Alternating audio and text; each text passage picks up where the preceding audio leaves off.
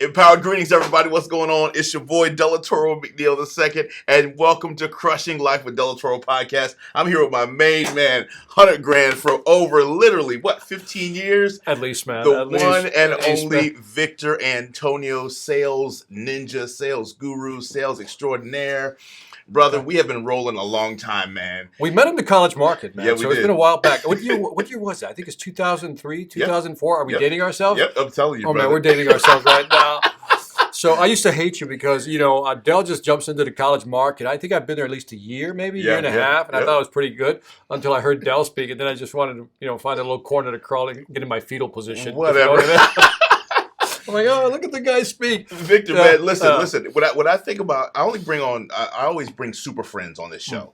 And when I think about someone who's crushing life, brother, I think about you. I really sincerely do. So do us a favor. Take 2 minutes and tell us the Victor Antonio story, man, because people see you today. They see you on reality television. Right. They see you in convention centers all around the world. You speak to literally hundreds of thousands of people a year. Right. Your client list is insane. I mean, you've got a beautiful family, beautiful husband. I'm taking him with me everywhere. Father, dude, the whole gamut, brother. Yeah. So in my opinion, you're crushing it.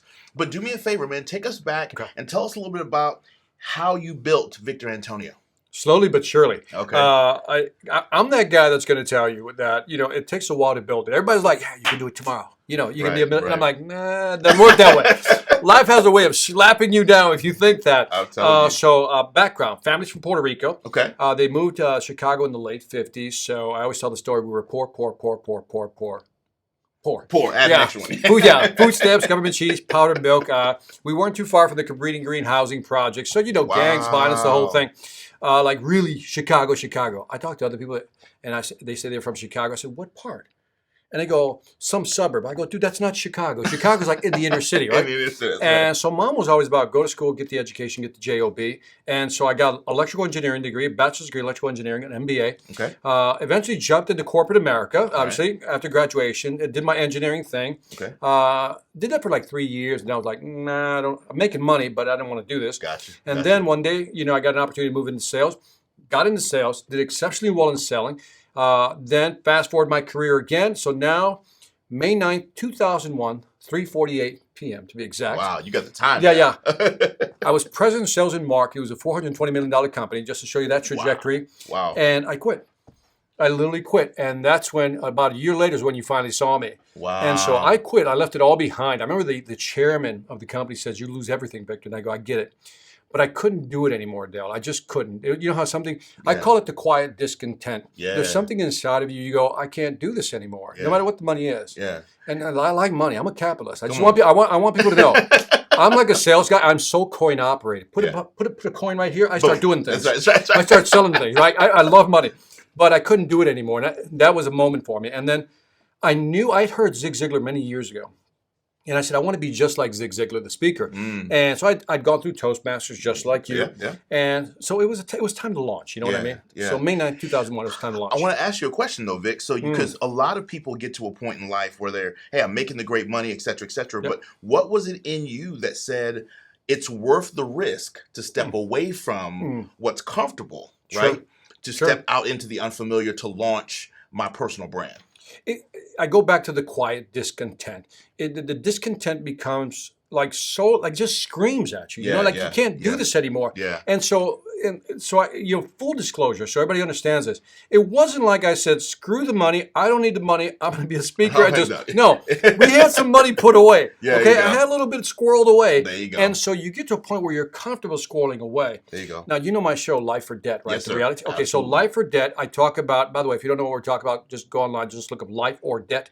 It's my reality TV show where I'm all about debt-free. That's right. And so, we had the house paid off.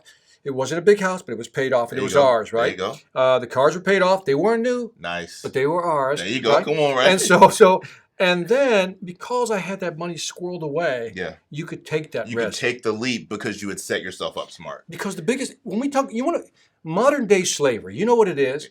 Debt. That's it. That's modern day slavery. You're right. Wow. Folks are always trying to impress people with your cars. Go outside, Del. I'll show it to you afterwards. Del will see this, will prove this later on. Yeah. Outside, I have a Volvo. That's right. It's a 2000 Volvo. Yeah. It's 21 years old. 21. I still drive the Volvo. 235,000 miles. That's right. I don't need to impress people. That's right. But anyway, putting money aside, not having a lot of debt was part of also. So I had the quiet discontent. Right. My fear was reduced because we had some money in the bank. You had something set aside. Yeah. That's powerful. So Vic, listen, we've talked a lot about your story. Now let's get into how you've done what you've done exactly. So do me a favor and tell me this. When you hear the term crushing life, what does that mean? Like, how does a person know that they're crushing life? You know you're crushing life when? Fill in the rest of that for me. When you have a quality of life. Because quality of life is everything. So let's define what quality of life is. Yes, please. When you live a certain lifestyle where you're not paying attention to other people.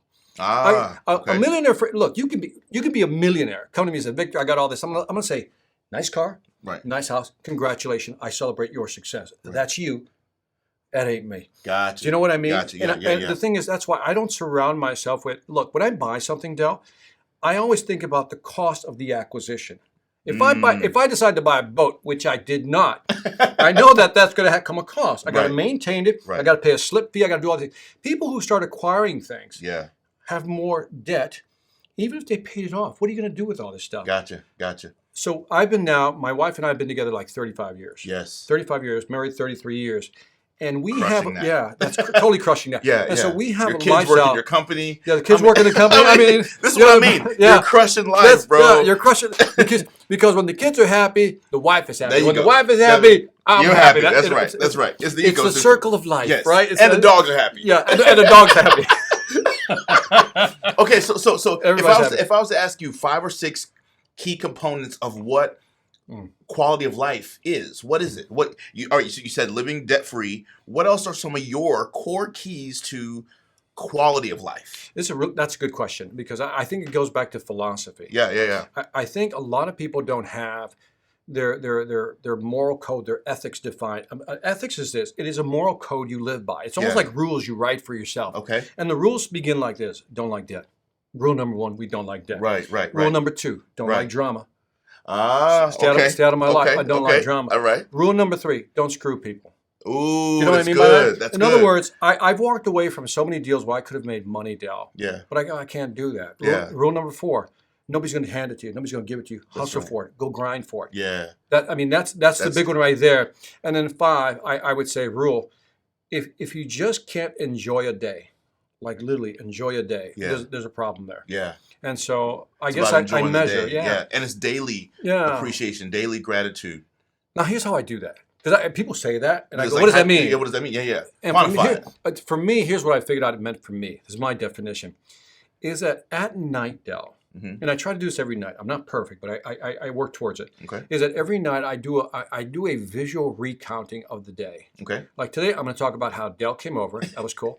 How we did this podcast. Oh, that was so cool. Haven't seen him in a while, man. Love his new haircut. He sat. And he's got the cool beard. He's got the cool beard. He's got the haircut going. I don't have hair to be doing that stuff anymore, so I can't look as cool.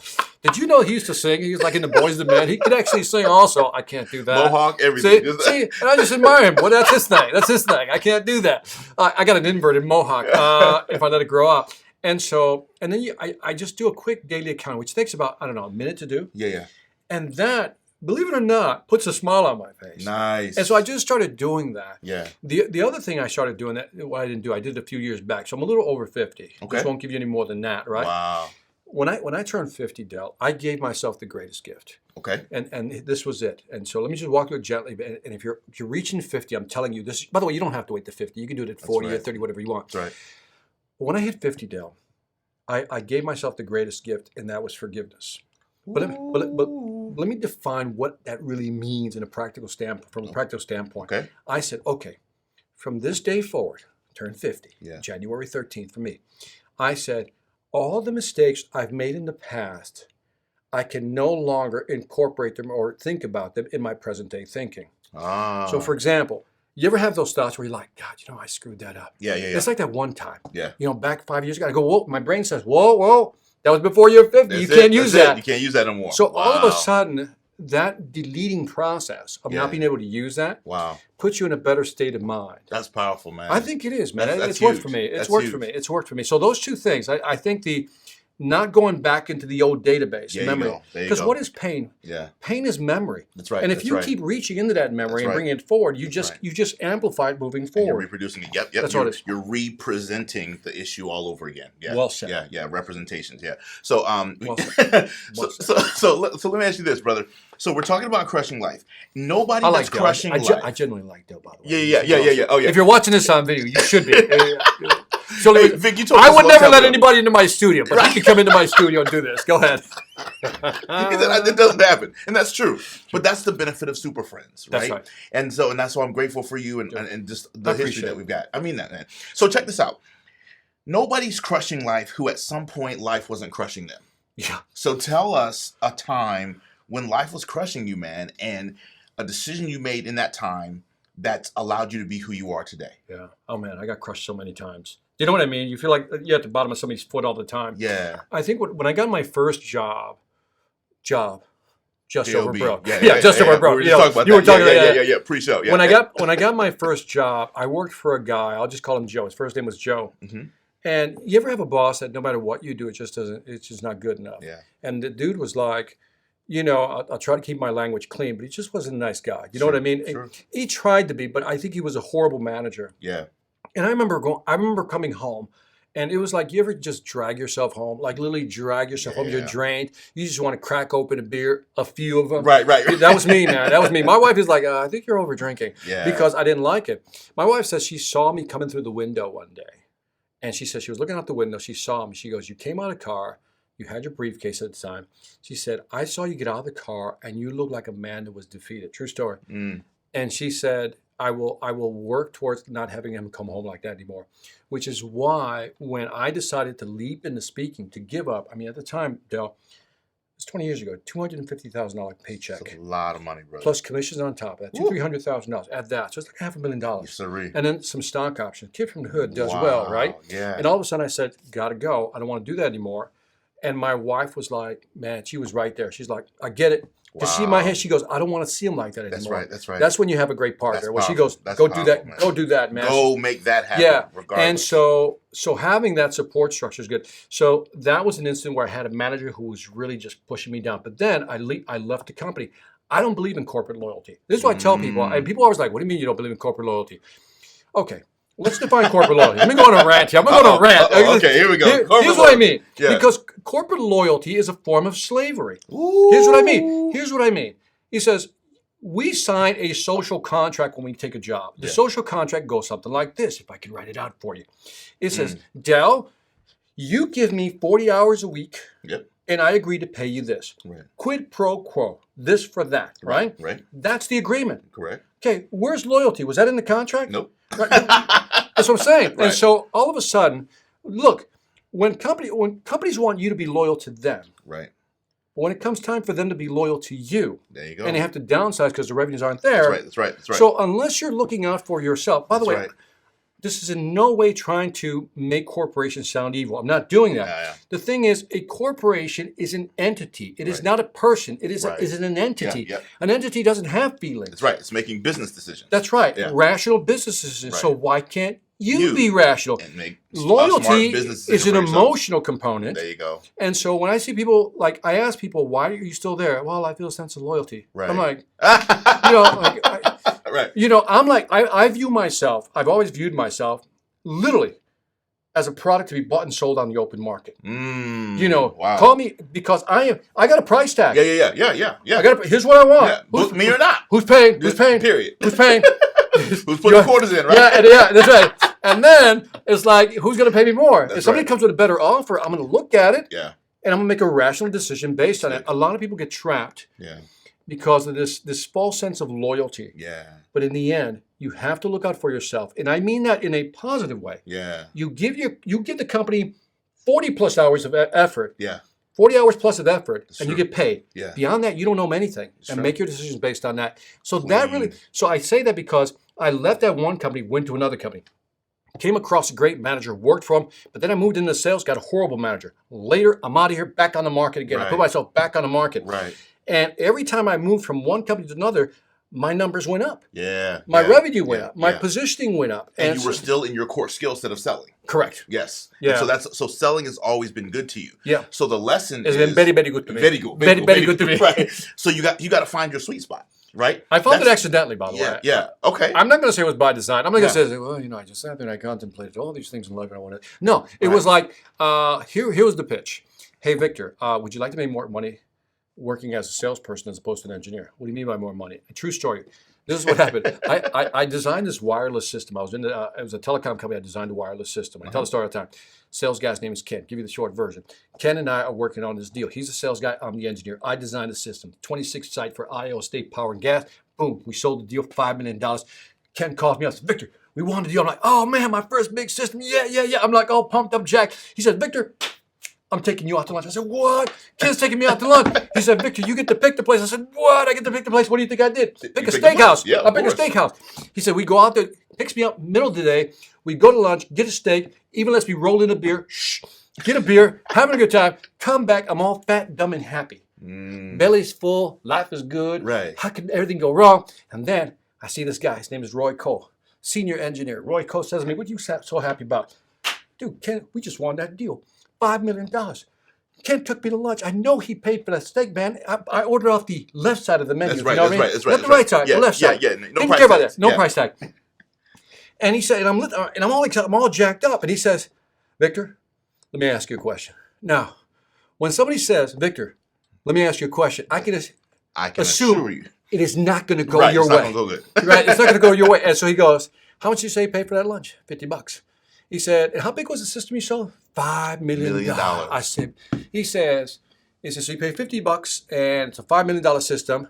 I said, last question. He says, what do you think Ken's commissions on your system is going to be? Exactly. That's right. And I was like, I don't know. Right. And he said, well, based on my numbers, it'll probably be $50,000. I hope you enjoyed that $50 steak. And he walked away. And at that point, you're going, wait a minute. Right. Wait a minute. Back up. Pump the brakes. And so I got lucky because serendipity, luck, and opportunity play into this. Yes. Anybody who tells you luck doesn't play into this, they're lying. They're lying. You just got to keep trying enough so luck happens your way. A position for Latin America opened up. Wow. And they needed a guy who had a technical background, who spoke Spanish, check, and wanted to be in sales. Nice. And that's how I got in, man. I got lucky, man. So I was like, Right. But they say luck is when preparation meets opportunity. That's correct. So at the end of the day, you were prepared. You knew Spanish. You knew sales. Right? You knew engineering, etc. So when that opportunity met your preparation, the luck of Latin America opened up to you. Absolutely, man. So I think that's a huge factor that we got to take into the success equation. All right, Victor. I want you to get ready because I'm getting ready to extract some stuff out of you. I'm getting ready to pull it out of you. All right. So the whole purpose of the show, man, is to help people develop 4 things. The mindset, the heart set, the skill set, and the will set. Gotcha. To lead and live extraordinary quality of life right now. So I'm getting ready to ask you some lightning round questions. All right, go.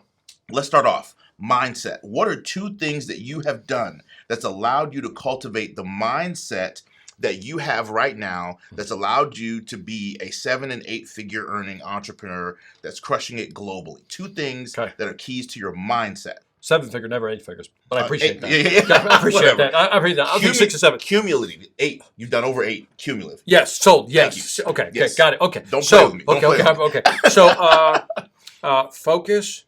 Be like the squirrel.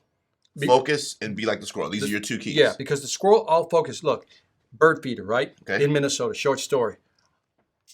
Does everything. My neighbor does everything to stop the squirrel from getting the food. Okay. But every day the squirrel gets the food. Why? Okay. 24/7, 365. What is that squirrel thinking? Focus. I got to get that food. How do I get that food? And when you focus like that, how do I get that food? And you know other people are getting it. Yeah. Right? And then all of a sudden, that's all you think, that you begin to see things you didn't see before. Okay. One of the things I looked for early on, Dale, was proof. Social proof that somebody is doing what I want to do and they're making money at it. And if I find somebody who's doing it, wow, I'm gonna imitate what they're doing. I'm not gonna copy. I'm gonna try to replicate what they're doing. Pause. Okay, so you just said something powerful. You said So first of all, the first skill for mindset is you've got to focus. Be like a squirrel. You got to have that squirrel-like persistence and focus, yes. right? And you said if I can find social proof, listen to this, y'all. Listen to this, Crush Nation. If I can find social proof of someone else who's generating the revenue, then it means it's possible for me. And if I model what they did, I say this all the time, success leaves clues. We just got to go find them. If I can model what they did, I can produce the same result. Powerful, brother. That's it. So that's once you see it, man, that should just elevate. You know? That'd be like, he's doing it. Why not me? Right. They're not smarter than you, people. Yeah, Listen to me. They're not smarter than you. They're just squirrels. That's it. And they just went after it. I love it. I love it. Okay, so focus is one. Give me the second one. So persistence will be the second one. That's what I thought. Gotcha. Focus and persistence. By the way, two different things. Focus is that's what I want. Right. Me, sales. Right. That's what I want to be good at. Nice. Persistence. I got to crank. Yeah. You got to crank to get it. Got it. So that's your mindset. Right. Now I know plenty of people who have the intellect. Right. It hasn't gotten to the emotion yet. Right. So talk about two things that you do to develop the heart that you have. And let me give you a story of what I mean by that. So I remember hosting a conference. I host a conference every year called the Full Throttle Experience. And it's an annual motorcycle themed success conference. It's gangster, it's off the chain, it's experiential, it's high energy, it's transformational. Victor has spoken multiple times at this incredible event, and I love every time he comes. The third time he came, he did his whole thing on stage. Every speaker gets a chance to make their main offer from the platform. At the end of his keynote, he crushes it. Audience is down their feet. He passes out an order form. He says, hey guys, here's my program, here's my system, here's what it costs, et cetera, blah, blah, blah, blah. And then at the end, he says, every single dollar that we just raised from this order form, I want to donate it back to the conference to help Delatorro take care of the expenses, et cetera, et cetera. I did do that. That comes from somebody, I got chill bumps just thinking about it. That comes from someone who's not only a friend, but someone who's got a specific heart set. So Vic, man, tell us about how you've developed the emotional mastery that you have to crush life. Dude, when you're poor and you got nothing, you know what I mean? Yeah. One of the things, when you're poor, you don't have anything. You feel for people. I'm very empathetic. I think it's part of my DNA. I'm very empathetic. So empathy, okay. Yeah, empathy is really big. But the thing is, I also remember trying to come up, right? Yeah. On the come up, what I remember is when I started out as a speaker, true story, I always met people who just wanted to put their hands in my pocket. Do you know what I mean? They always wanted something. Vic, I'll teach you this if you give me this, right? Hey, come to my program, come to my workshop. And I get that. Right. The problem is I would go to these, Del, and it was almost like zero value. Yeah. I'm like, I can't believe I paid this. And then one day it hit me that nobody's going to help me on the come up, so I got to do it myself. Gotcha. That's where the persistence come in, doing your thing. And so what I told myself is if I ever get in a position of prominence, I won't do that to people. Good. I've given away programs like, nobody ever sees this. Yeah. I never really talk about it till now. But I give away stuff. I even forgot about that. That's how much I just delete stuff, because I don't sit there and go, oh, remember when I gave you that? No, I just forget it, And so I have people today, Del, who will reach out and they'll say, Victor, can you mentor me? To which I say, no. Right. No, but I'm honest because I don't like people lying to people. Sure, I'll tell you what I can do, what I can't do. I'll just say no. Yeah. But if you have a question, I'd be more than happy to answer it. There you go.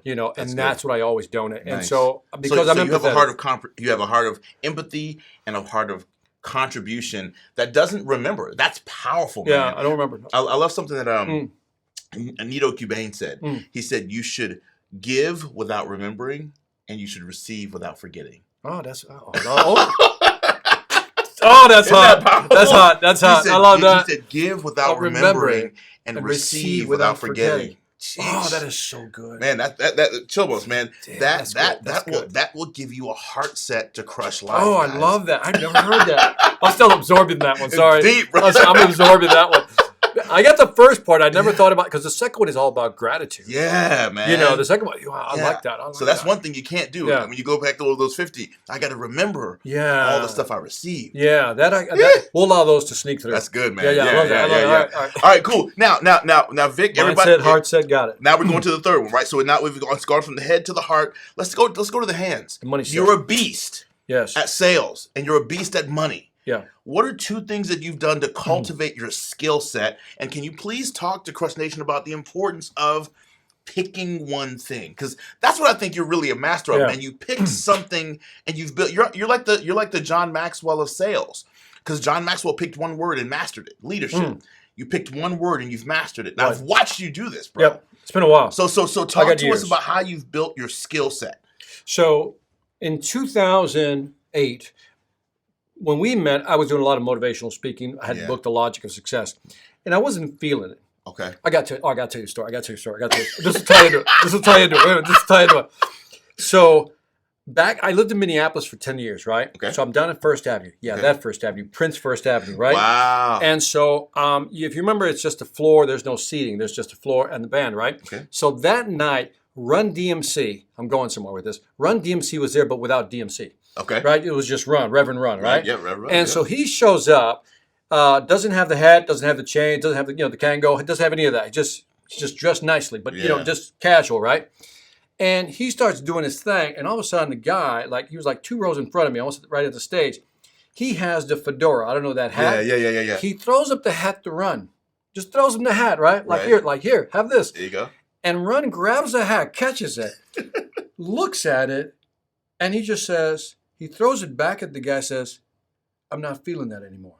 And when I first saw that, I go, what a jerk. Oh, that's kind of rude. You mean? Yeah. But it wasn't until later that I realized what he meant, Del. Yeah. There's sometimes you're doing something and I'm not feeling it anymore. Wow. And so I threw the hat back. I threw the motivational hat back. Yeah. I don't want to do pure motivation, so I threw the hat back. I'm not feeling that anymore. Nice. And so I said, well, what am I feeling? And so the sales part was calling me more than anything else. By the way, I had, as you pointed out, we can do a lot of things. Everybody listening to this or watching this, That's right. You're good at a lot of things. I get that. He gets it. We get it. Yeah. Right? Yeah. But, what's that, master of something? Jack of all trades, master of none. Thank you. And so what happens is I said, I got to pick. Yeah. See, life is all about picking. Come on. You just got to pick. All you got to do is go, that one. Now, here's what's going to happen. Even if you go, that one, you're going to start down that road. Yeah. And for some people, they'll start down that road and 6 months later go, I'm not feeling that anymore. And guess what? That's okay. Okay. Now listen to this, because this is important. Right. That's okay. Because what you've learned is those 6 months is what you don't want. That's right. That's success in my book. That's right. But see, in your brain, you got that mind chatter going on. Yeah. See, every time I pick something, I just never stick to it. I always change my mind. Yep. And then your friends say the same thing to you. That's right. It seems like you have a lot of ideas, but you don't stick to one. What they don't understand is that you're searching. That's right. And then once you get that, it's a process, right? Powerful. You find, but the thing is, you got to walk to the corner to see what's around the corner. Nice. There's no way you can see around the corner. There's no way. You got to walk to the corner to see what's around. Then you go, I'm not feeling that either. Nice. And then little by little, what happens is you begin honing in on what you want. Nice. And it's a process of iteration. That's all it is. And so for me, that's what it's been. I picked sales. I just happened to pick right. Because there was a couple of things I could have done besides it, but I said, let me go with sales. Right. And so that was 2008. Wow. And around that time, I read Gary Vaynerchuk. So this is the second part. One is you got to pick. Yeah.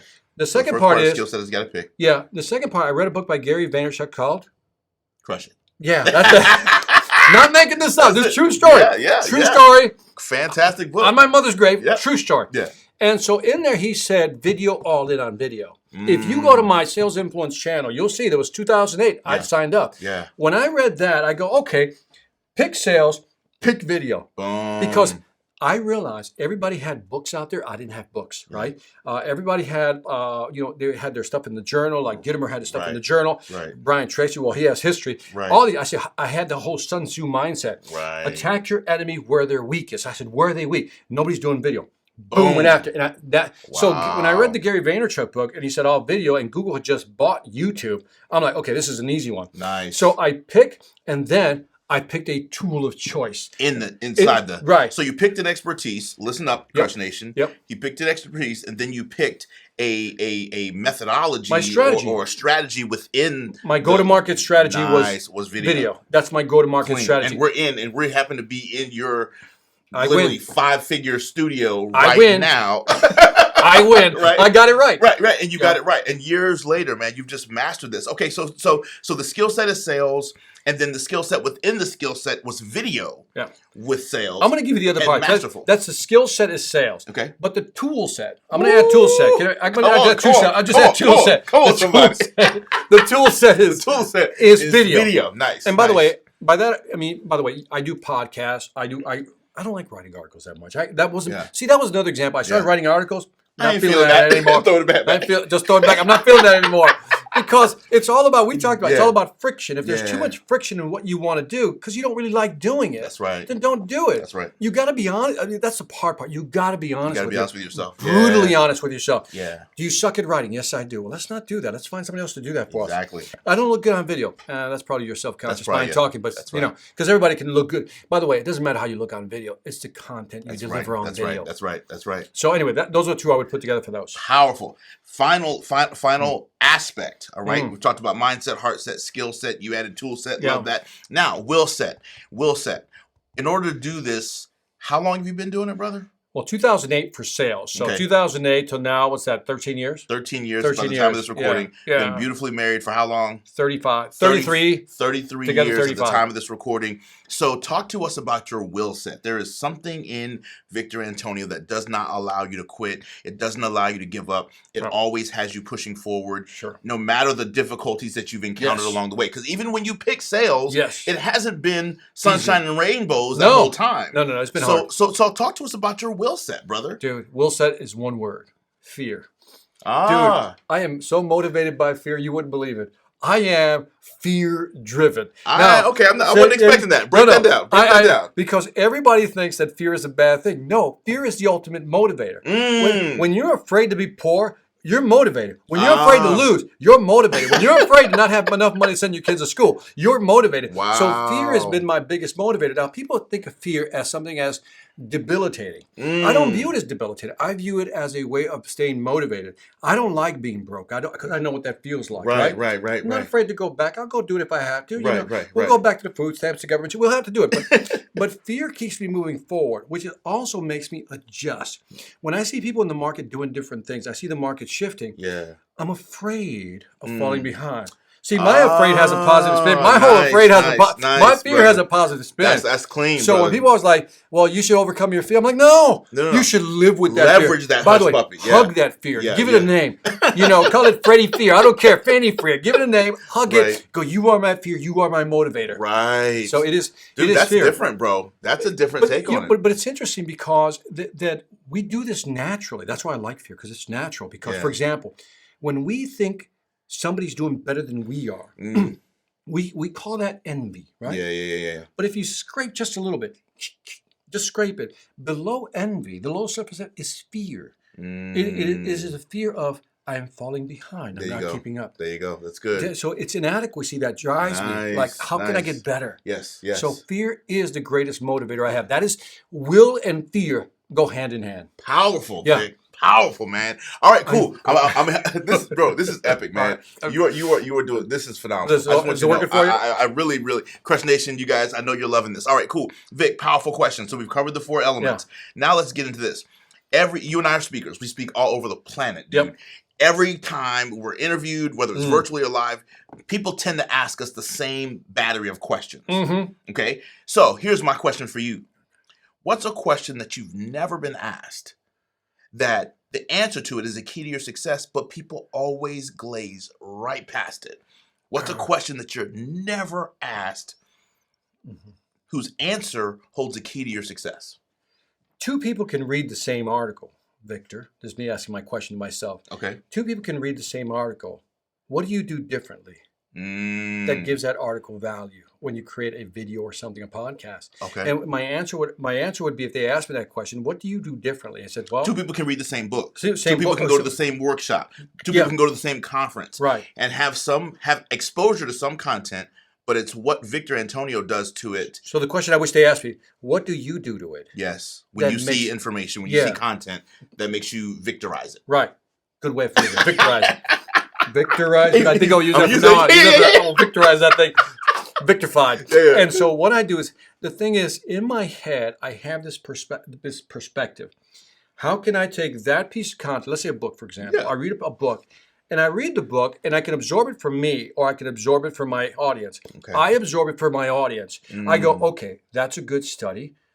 Kind of get it. But how would I explain that? Yeah. And how would that give value? Remember the whole empathy piece? Yes. See, I truly empathize with my audience, which is why I think I'm good. Because I go, I know what you're thinking. Because I'm there with you, man. Mentally, I'm there with you. Right. So that's a question people don't ask me. Is that, what do you do different? So I empathize with my audience. Yeah. And then, guess what? I begin to consume content in the way I would have to explain it to deliver value. There you go. I mean, it's subtle, nice, but powerful. Now, here's so in other words, if I can translate, what you're saying is every piece of content you consume, if you listen to what he's saying, Crush Nation, every piece of content he consumes, he's filtering it through the lens of how does this produce value for my tribe? There you go. That's huge. Well said. Well said. Well said. And by the way, you can tell if you're an empathetic person. Here's an exercise you can all do. Okay. So you can all do. So here, I'm going to have Del do it right now. Okay. So Del, leave your right hand free, Del. Right hand has to be free. Right. By the way, so audience, you can do this also. You can do this. So just put your finger up in the air like this. All right. Now, what I want you to do is in the air in front of you, draw the letter E. You can do this at home. Just draw the letter E in front of you, like in front of your eyesight. Just draw it. Okay. A capital E. Think E. Think capital E. Okay. Okay. Do it again. Okay. Do it slow. Just do it slow. So make sure you get the same spelling. Okay. Now, if it looks like an E to you, that means you're not thinking about your customers. Now, if you drew it like a 3, that means your customer sees it as an E. Oh, nice. But if you see it as a 3, you're thinking about your customers. If you see it as an E, you're thinking about yourself. That's harsh. Oh, that's hard. That's hard. Because I clearly got it wrong. I did. Yep. Delatorro? Yeah. Now you're gonna forget that. Now I'm spell my whole name backwards. Backwards. That's a tough one, isn't it? That is a tough one, man. Wow. That's By the way, spirit of full disclosure, I had the E the same way that Del did.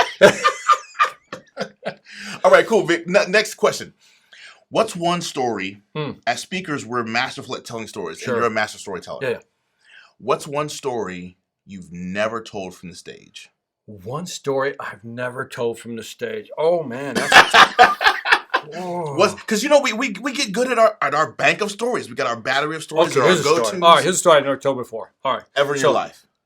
From the stage. Yeah, I've never told it. Okay. I've never told it. This is the first. I just another first. This is like it ricocheted in my brain. It was like this neurons were firing when you asked that question. Like, wow, no, because immediately I was doing an inventory. I said that. I've done that one. This one I've never done. So, and again, it's a story because I've never used it from the stage, so it's going to come out the way it comes out. So one day, when I was young, one of the ways we made money was, you collect cans and bottles, right? Okay, yeah. And so I did that too. Yeah, okay. So I remember we decided we always found these, like, there was a building burn. Usually you can find some cans there. People always throw the cans. Remember back in the day, people just threw this stuff anywhere? Yeah. Or you find garbage cans and you just do some dumpster diving. If you've never done that, I have. And so I remember there was a junkyard. So we had this, this plastic bag, and I took all the cans and I took them over to the junkyard. True story. And so the guy gave me, like, I don't know, it was like 60, 70 cents. And I'm like, what? After all that work? Cans? Yeah, I'm like, what? Are you kidding me? And so I'm like all disgusted by this.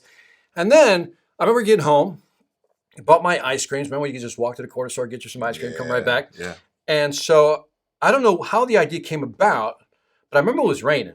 And I said, okay. So what I did, true story, I took the cans, right? Okay. Because remember you had to smash them, right? Yeah, you got to take them. You got to smash the can. You got to get them as smash. compact So what as I possible, did, so what I did is I filled it up with mud, and then crushed it.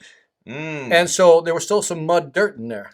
And I wouldn't crush it all the way. I'd like give it a little space, like give it about an inch high, just a little space in there so enough mud would stay in there.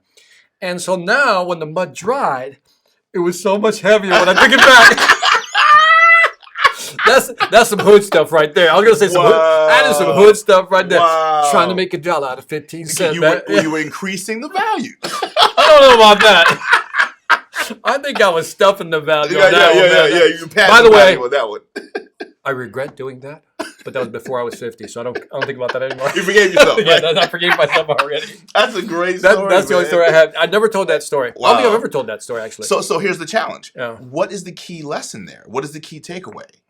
I felt bad afterwards. Okay. So from an ethics standpoint, that's never a good thing. So what you learned from that, in my opinion, from what I'm hearing, I never did it again. By the way, I just did it once, and I go, I'm not feeling that. Because I think we live in a world. I'm gonna get a shirt that says that. I'm not feeling that. I'm not feeling that. Right? Yeah, that's a great shirt, bro. Based on this episode, I love it. I'm not feeling that. But think about it, Vic. I really think this is powerful because if you really think about it, bro, it's one of those things where we live in a world now where everybody says, people aren't going to read your book, so only put your good stuff in the first chapter, and the rest of it can be garbage. Write a book in a weekend. People aren't they're not gonna watch all your videos, so you might as well just put crap out there. I mean, we live in a world that says do it quick, not do it quality. Right. Woo! Well, right? I love that, man. And so because I see where you go. This is good. There you go. Right. So I think your story speaks to how to not do it. Right. That's why So at the end of the day, if we could, when Stephen Covey was alive, he told me this. He said, Delatorro, when I wrote the book 7 Habits of Highly Effective People, I actually studied ineffective people and I wrote the opposite. Oh, beautiful. That's how he came up with the 7 habits. So for me, it's like, don't put mud in your cans. If you want to increase the weight, increase the value of what you talk about. Increase the value of what, you know what I'm saying? I wouldn't I would have done that to those two ideas. I would have just I've never used that story because I couldn't find a moral to it, but apparently you've helped me find. So I'm like, boom, okay. That's a new story, by the way, brother. There's fireworks going off in my head. I go, how can I use that in my story? On selling. And it's your story. Yes, my story, yeah. Dude, you can't use my story and just kind of make it better than me. So, hey, that's a good point, though. I mean, that's brilliant, dude. Yeah. Well, yeah, because you came up with it. Of course, it's brilliant. But it's your story, brother. Your story's okay, but my point of view is brilliant. Yours is a good story. I just made it brilliant for you. That's kind of what you just told me right there. And you told all your... And I want more than a steak dinner for it. Yeah. Crushing Live Nation, that you've just seen Delatorro take an idea, make it brilliant, and make me look bad at the same time. But on a serious note, what you just done for me, and truly, I appreciate this because I think it's a learning moment for me. We're brothers, man. Thank you. I've never been able to convert that into a story that had meaning, which is why I never used it. So now you at least got my brain thinking, how would I use it in the realm of selling? That's right. You know what I mean? And by the way, this is a perfect example of how I build stories. Yeah. Because they sit there for a while. Right. Yep. And if you had not coaxed that story out of me, that's right, it'd be still sitting there. Come on. And then because you did that, like, oh yeah. And that's I'm gonna turn that into like a 3 or 5 minute module from the stage. That's it. Yeah, I love it, man. Thank you for that. Hey, Crush Nation, I know you have enjoyed this incredible, power-packed interview with the one and only Victor Antonio. Victor, quickly tell folks how they can follow you, how they can learn more about you, and how they can stay connected with you, brother. Victor Antonio, VictorAntonio.com, just Victor Antonio.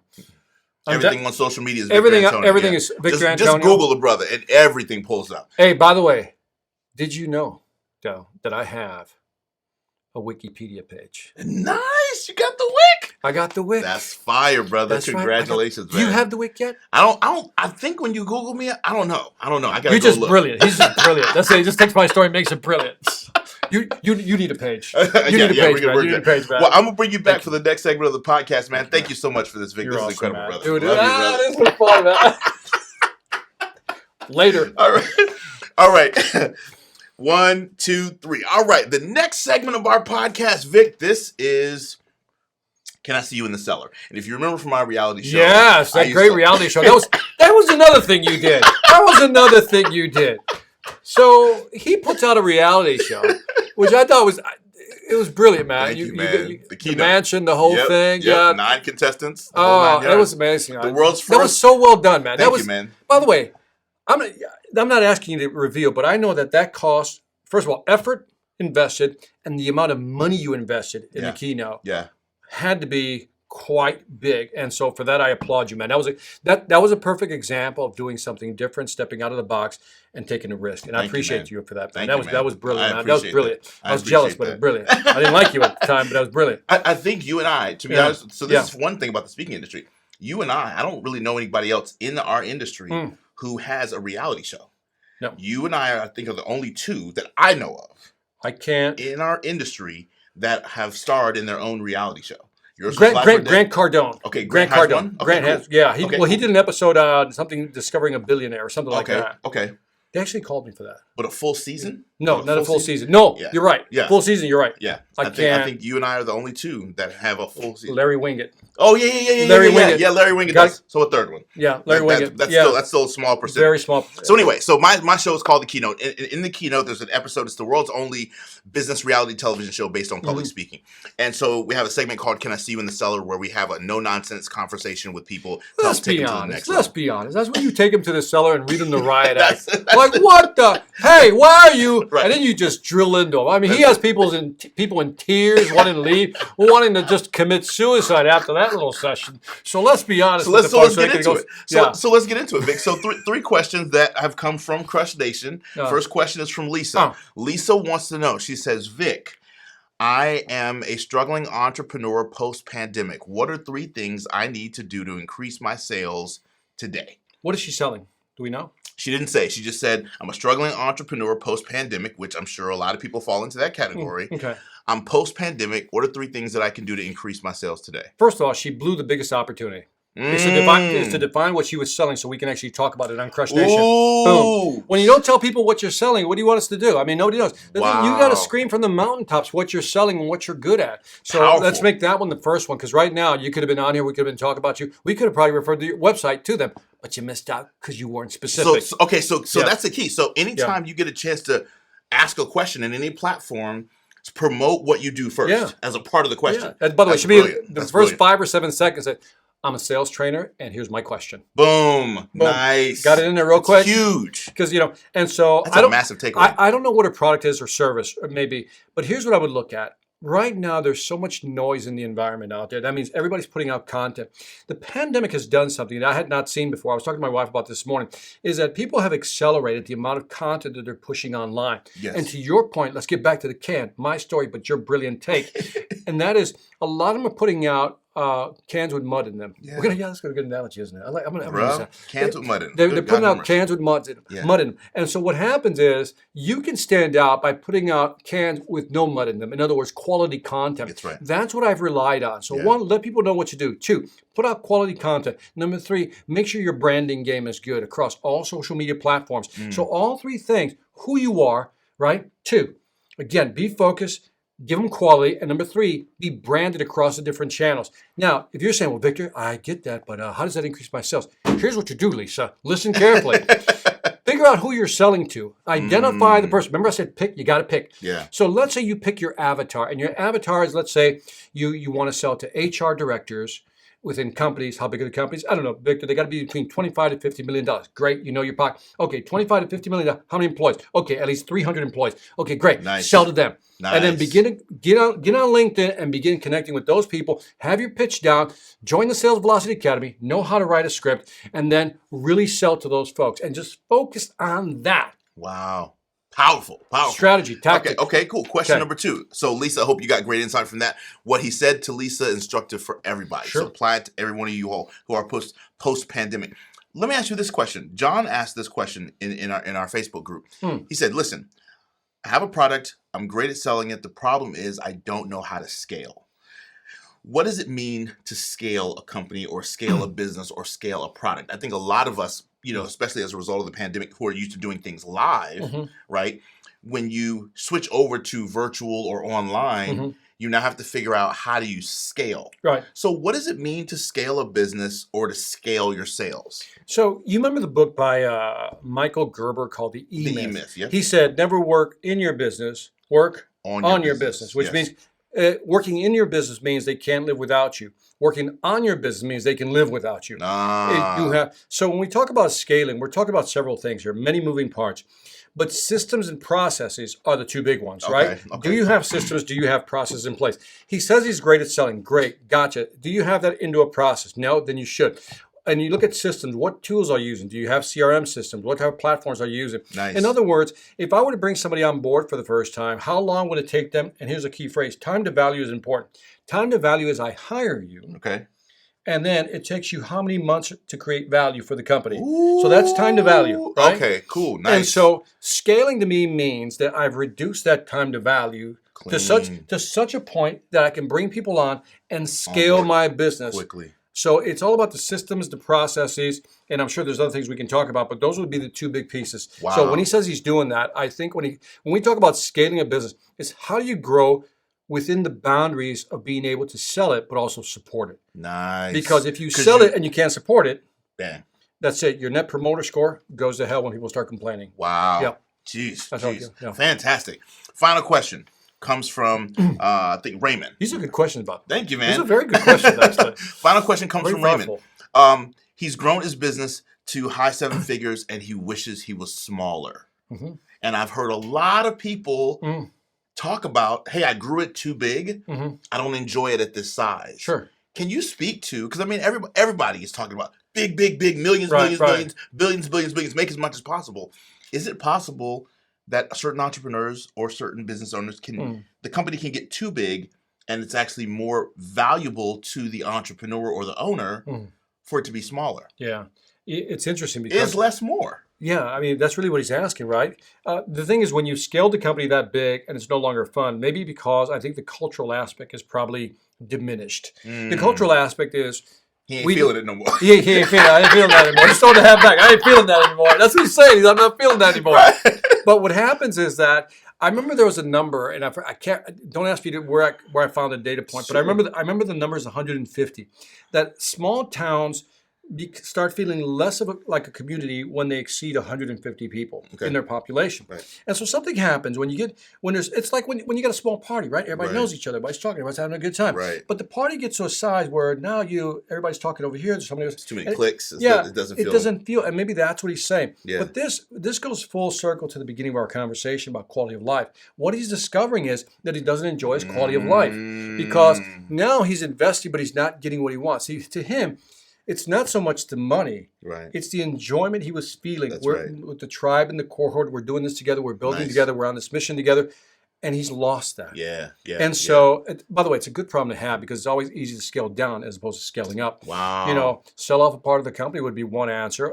Two, get somebody to run the company for you and go start something else that's smaller. Why not do that? Boom. And so you have options. So Ray, you have options, Ray. That's right.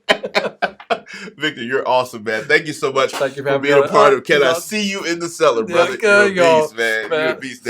All right. I thought he was going to yell at me in the cellar. Like, okay, here it comes. He's going to start yelling at me. Okay, go ahead. All right, cool. So now this is the Easter egg part of the show. Thank you so much for tuning into this incredible episode of Crushing Life with Delatorro, which we always put an Easter egg at the end of every episode. And I asked my main man, Victor, to come back for this final little 2-3 minute segment.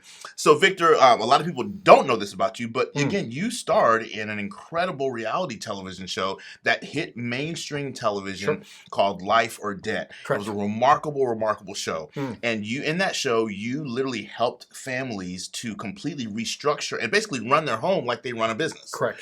And you were phenomenal in that show, brother. Thank you, man. Thank you. So even though you're a master at sales, in this Easter egg, can you give folks 3 of the most important keys to living a better quality of life by removing debt from their life that you gleaned from being in that show? What would you say are the 3 things that helped your constituents or the people or the I think the biggest one was stop comparing yourself to other people. That was the first one because you don't need to impress other people. A lot of people were into debt because they were trying to impress other people. That was one. Okay. What was surprising though, Dal, that a few of the families were in debt really it was their fault, but really by no fault of their own. For example, Elizabeth Warren put out a book with her daughter. I forgot what it's called, but it was a good book because it talked, and by the way, I was reading all this, doing a lot of research at the time, that a lot of families fell into debt because here's what they did. Because from the heart, they wanted to put their kids in the best schools. Sure. We're from the hood. We know what that means. Right. Let's move to a better neighborhood. Yeah. So they stretched their dime all the way to the limit to move into that neighborhood. Gotcha. To get their kids into that school. There you go. So they did it with all the right intentions. The problem was somebody lost their job. Yeah.